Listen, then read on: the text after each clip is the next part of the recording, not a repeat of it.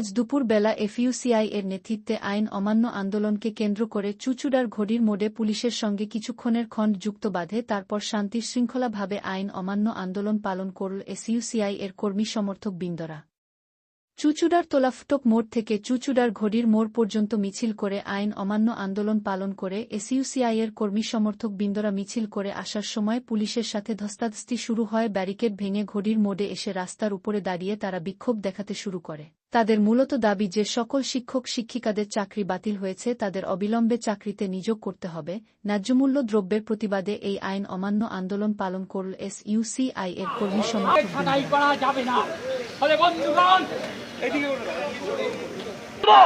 আমরা এই আইন মানি না, সেজন্য আমরা আইন ভঙ্গ করেছি। সরকার আইন করে কালোবাজারিদেরকে অবাধে লুটপাট করার সুযোগ করে দিচ্ছে। সরকার আইন মারফত কালোবাজারিদের কোন শাস্তি দিতে পারছে না, এই নিশ্চয়তা দিতে পারছে না। সরকার এখানে জাল ওষুধ ছেড়ে গেছে। কোন আইনের বলে একজনও শাস্তি পেয়েছে? আপনারা বলুন, একজনও শাস্তি পায়নি। সরকার এখানে দেখুন, মেদিনীপুর মেডিকেল কলেজে সেখানে এই জাল স্যালাইনের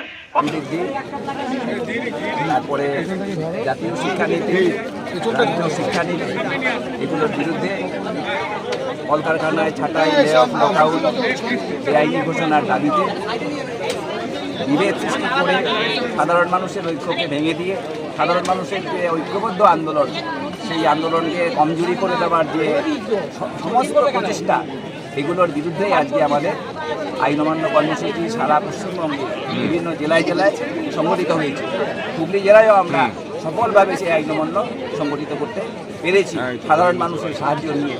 এবারে আমরা যেটা করব, আমরা সাধারণ মানুষকে নিয়ে যে আইন অমান্য সংগঠিত করলাম, সেই আইন অমান্যর পরবর্তী ধাপে আমরা সাধারণ মানুষের কাছে আবেদন জানাবো। সাধারণ মানুষ মূল্যবৃদ্ধির বিরুদ্ধে, ভাড়া বৃদ্ধির বিরুদ্ধে, পেট্রোল ডিজেল কেরোসিনের দাম বৃদ্ধির বিরুদ্ধে, বিশেষ করে রান্নার গ্যাসের দাম বৃদ্ধির বিরুদ্ধে, ছাড়া জাতীয় শিক্ষানীতি, কেন্দ্রীয় শিক্ষানীতি, স্মার্ট মিটার, 26,000 শিক্ষক, তাদের মধ্যে বেশিরভাগ হচ্ছে যোগ্য শিক্ষক, সে তাদের চাকরি চলে গেল, সেইগুলোর দায় রাজ্য সরকার এড়িয়ে যেতে পারে না। অত্যন্ত বেদনাদায়ক ঘটনা, তাই এর দায়িত্ব রাজ্য সরকার এড়িয়ে যেতে পারে না।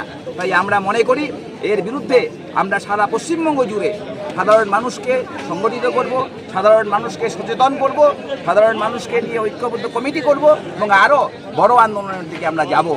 এটাই আজকে আমাদের আইন অমান্যের মধ্য দিয়ে আমরা এখানে এই আহ্বানটা রাখলাম। আজকে কি কর্মসূচি শেষ হয়ে গেল? আজকে আমাদের কর্মসূচি আইন অমান্য কর্মসূচির জন্য ঘোষিত কর্মসূচি আমরা আইন অমান্য করেছি এবং তার মধ্য দিয়ে আমাদের কর্মসূচি সমাপ্ত হলো। কেমন আইন অমান্য হলো? আপনাদের এসইউসিআই এর আইন অমান্য তো এটা দেখে মানুষ অভ্যস্ত নয়। আইন অমান্য পুলিশের সঙ্গে ধস্তাধস্তি হবে, কেউ অ্যারেস্ট হবে, কিছুই তো হলো না।